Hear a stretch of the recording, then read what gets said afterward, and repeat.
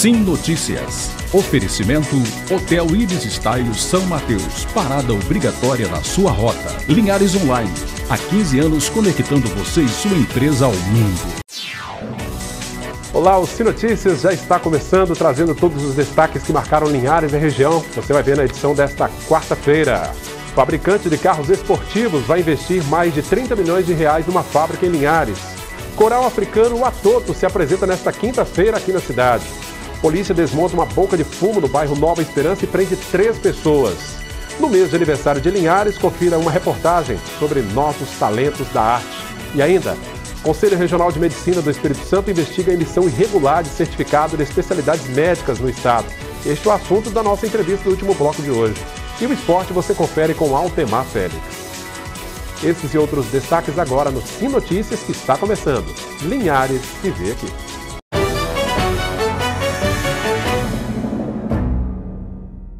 Para quem nos assiste na Grande Vitória, pelo canal 20 via RCA, eu agradeço a audiência.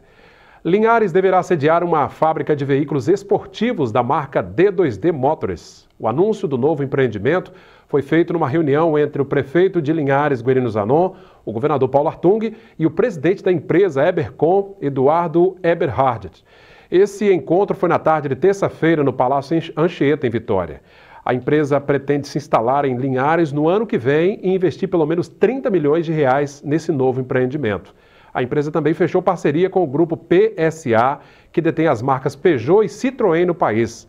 A nova marca dos automóveis se chamará D2D Motors e terá seu primeiro carro conversível compacto em uma releitura moderna do que conhecíamos na década de 80 como Bug, e foi batizado de Sky. A gente vai lançar 2 modelos de carro, um esse ano e um no próximo ano. O desse ano chama Sky, é um compacto esportivo conversível. E o do ano que vem é um Jeep compacto, um SUV compacto. Importante, né? Esse anúncio aí, esse empreendimento é bem-vindo, deve gerar centenas de empregos aqui para a nossa região. Olha, na próxima semana, Linhares vai completar 218 anos de história. A cidade, que é destaque por suas belezas naturais, sua economia forte e sua cultura, também revela muitos talentos na arte da pintura e do artesanato. Tinta, linha, pedras, madeira, são só alguns dos recursos que um artista usa para se expressar. A arte pode ser representada de várias formas.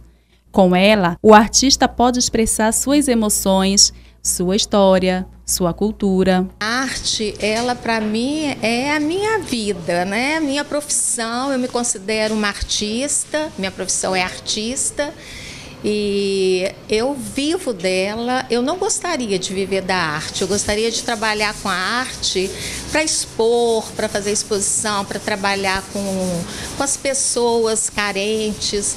E cada um tem uma história diferente do momento em que se descobriu o artista. Eu comecei fabricando um tear para uma vizinha minha, entendeu? Então eu fiz o tear, ela me perguntou se eu gostaria de aprender a fazer o cachecol. Eu falei, eu gosto, aceito. Aí ela me ensinou, aí entrei aqui na casa. E daqui da casa, então, fui aprendendo praticamente tudo sozinho. E fui fazendo, estou aí até hoje. Na época foi mais de precisão, porque eu estava num período muito ruim, entendeu? Assim, com meu marido muito, assim, um problema de saúde. Aí eu entrei, mas sem, assim, aquela coisa de, assim, estando por fora das coisas mesmo. Eu entrei por obrigada na época. O município de Linhares é um celeiro de talentos, cada um com artes diferentes. Eu gosto mais do figurativo, né? Figuras humanas, rostos, cavalos, animais, florais, né? mais a pintura realista, acadêmica, né? Principalmente a acadêmica. Eu gosto de trabalhar com MDF, fazer as caixas decoradas e trabalhar com os pontos turísticos de Linhares, da nossa linda cidade. Tudo feito com muita dedicação por quem ama o que faz e deseja ter o seu trabalho reconhecido. Eu, assim, fico triste, né, de ver eu e várias outras artistas que tem aqui na nossa cidade que não tem como mostrar o seu trabalho, né? Porque não tem. Tem mais assim como artesanato, que tem a Casa do Artesão, mas dentro das artes plásticas não tem movimento nenhum, infelizmente. E é o amor pela arte que supera todo desafio e não deixa faltar inspiração. Eu gosto muito do Picasso, do Renoir, né? São pintores assim, que eu tenho como referência. Quando eu quero fazer algum trabalho, eu primeiro dou uma pesquisada, dou uma olhada no trabalho deles, né? Para eu poder também fazer a minha arte. Geralmente eu faço tudo, não aprendi com ninguém. Só olho assim, pego e faço, entendeu? E vou fazendo minhas coisas. Uma artista, né, que eu gosto muito dela, assim, ela faz parte do Pontal de Piranga, Edilamar. Adoro. Quando eu tô assim, meio assim, confusa, ela só me liga, Marli, vem cá que eu vou te dar uma aula maravilhosa aqui. Aí eu parto pra lá, fico o dia inteiro com ela. É, Marli, nossa região tem músicos, dançarinos, pintores, artesãos, desenhistas, atores, escritores, poetas, uma infinidade de talentos. São personagens suficientes para um grande festival de arte. Bom, esses são apenas alguns exemplos, né, dos grandes talentos que temos aqui, né? Temos muito mais talentos também. Parabéns aí a Regina Massetti e os demais artistas, né? Artesãos e muito mais que você viu na reportagem. Quarta-feira é dia da coluna Agronegócios com Franco Fiorotti.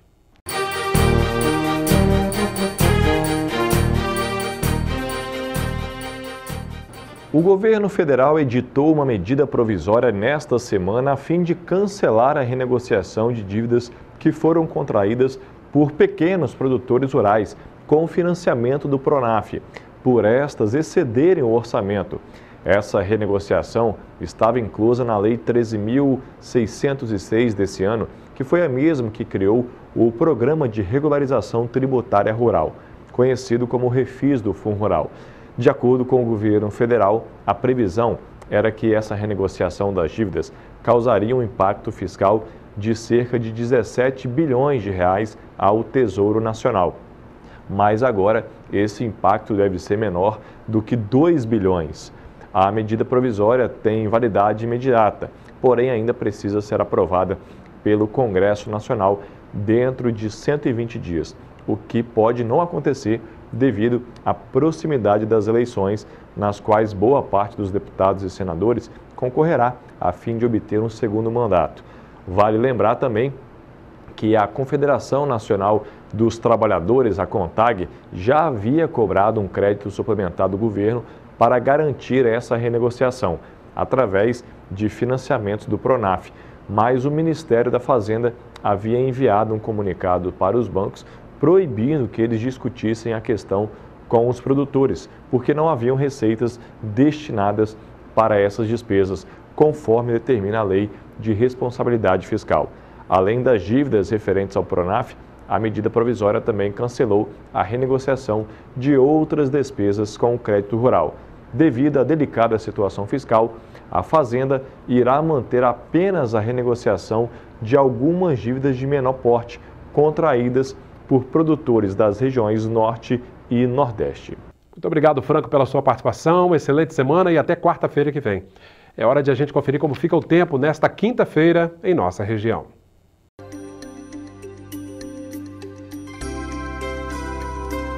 Quinta-feira com muita variação de nuvens no estado e diminuição de temperatura. Aqui em Linhares, mínima de 17 e 26 graus. Em Colatina, a mesma coisa, mínima de 17, máxima de 26. Em São Mateus, a mínima será de 18, máxima também de 26 graus. E em Vitória, mínima de 19 e máxima de 25 graus. E depois do intervalo, você vai ver, a polícia desmonta uma boca de fumo e prende 3 pessoas no bairro Nova Esperança. 3 pessoas foram presas e uma boca de fumo foi fechada pela Polícia Militar no bairro Nova Esperança na tarde de terça-feira. A ação aconteceu após denúncias anônimas. No local, a polícia apreendeu drogas, dinheiro, 2 armas de fogo falsas e um revólver calibre 38 municiado, esse sim, verdadeiro. Os suspeitos com idades entre 18 e 31 anos foram encaminhados para a delegacia regional aqui do município. Todo o material apreendido foi também levado para a delegacia. Segundo os moradores, o trio passou a morar na casa há alguns dias e a usar o imóvel como ponto de venda de drogas. Um caderno com movimentação do tráfico também foi apreendido no local. Importante aí a participação, a denúncia dos moradores, né? Depois de ter deixado saudades há 2 anos, o Coral Internacional O Atoto volta a Linhares. O coral vai se apresentar na Igreja Batista Memorial nesta quinta-feira, a partir das 7h30 da noite. A entrada é franca. O Atoto traz a turnê Signs and Wonders, que está se apresentando no mundo inteiro. Esse coral é composto por crianças africanas tiradas das ruas ou em situação de extremo risco, órfãs de pais, vítimas da guerra civil e também da AIDS. O projeto já transformou crianças com problemas em profissionais de sucesso, como juízes e empresários. O projeto O Atoto foi fundado pelo casal Gary e Marilyn Skinner, que se sensibilizou com a realidade que testemunharam ao se mudarem para a África. Bacana, né? Todo mundo está convidado, então, nesta quinta-feira, a partir das 7h30 da noite, na Igreja Batista Memorial, no centro de Linhares. Vamos ver agora como fechou o dia a cotação do café.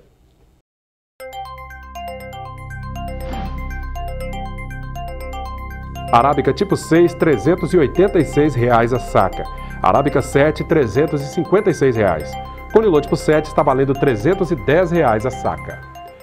Fica por dentro dos assuntos do nosso esporte com Altemar Félix. Sim Esportes. Oferecimento. HE Esportes e Central Bikes e Motos. E agora o Para Jiu-Jitsu daqui de Linhares em ação. Você está vendo aí o Rafael Salgado em ação, né? Pois é, ele, Rafael Salgado, tem mais um desafio internacional. Ele esteve recentemente em Abu Dhabi, nos Emirados Árabes, e vai participar de mais um desafio internacional. Desta vez vai ser em Los Angeles, nos Estados Unidos, no próximo dia 22 de setembro. Para a viagem, o Rafael conta com parceiros, patrocinadores daqui de Linhares. Rafael Salgado participou do desafio de jiu-jitsu realizado aqui em Linhares no último final de semana no shopping Pátio Mix.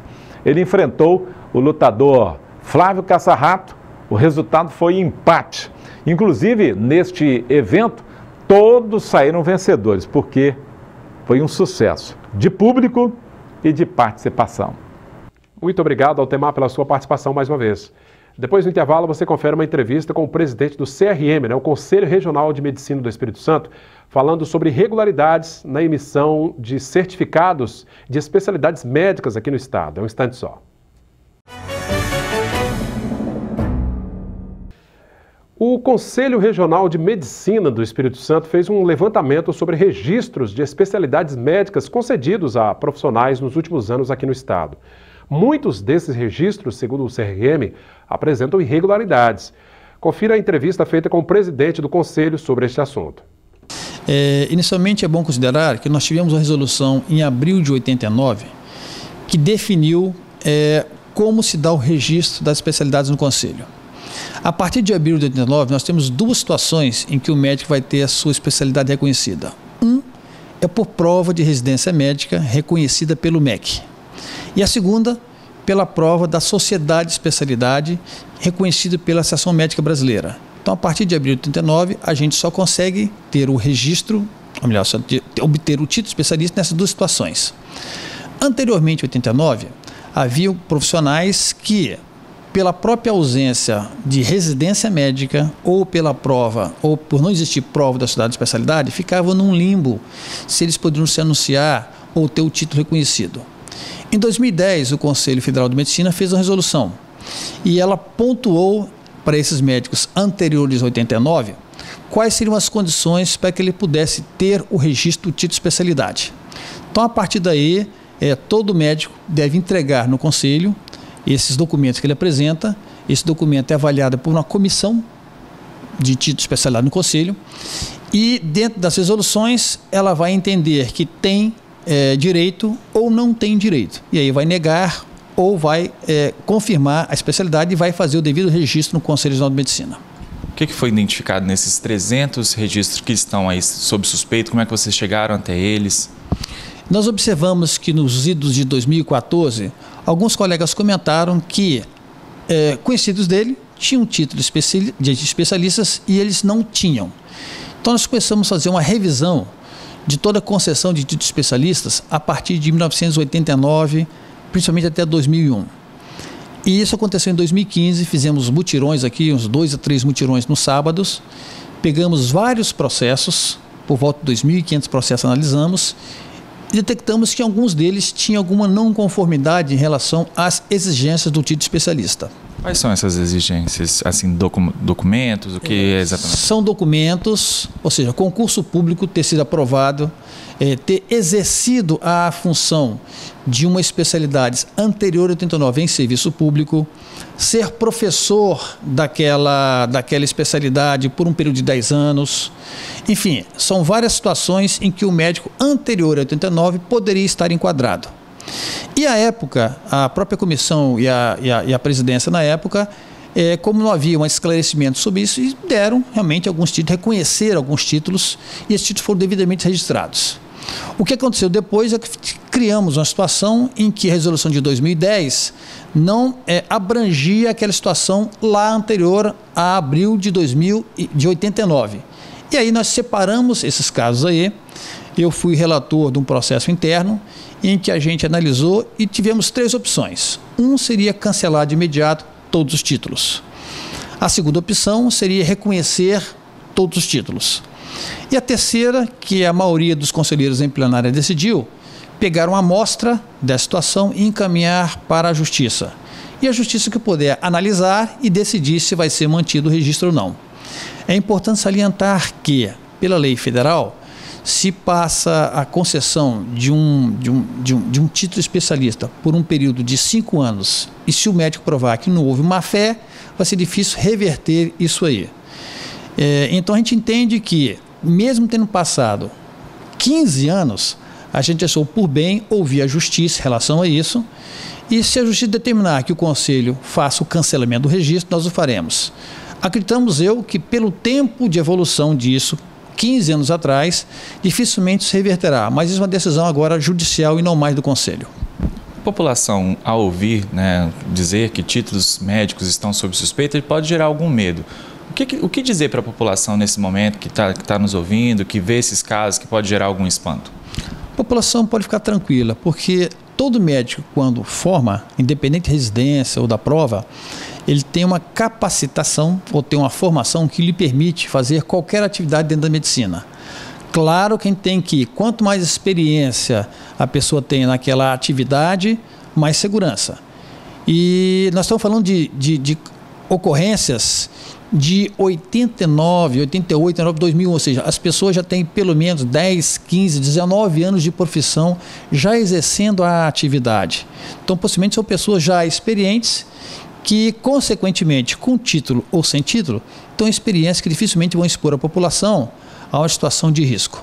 Novos casos, então, como esse, sob suspeito, não devem surgir, já que a entrada hoje, o pedido de registro é mais criterioso. Na verdade, como nós temos 2 resoluções claras, a partir de 89 e uma de 2010, que reage a um período anterior de 89, fica muito mais fácil a gente analisar e negar ou confirmar o registro da especialidade. Situação preocupante, né? Importante esse levantamento feito pelo CRM.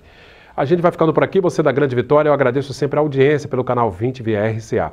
Você de Linhares e região pode deixar seu recado na nossa página no facebook.com/TVCim Linhares. Para rever o nosso conteúdo, acesse também o nosso canal direto no YouTube. E o telefone da redação que aparece aí para você, por favor, anote: 3373-2000.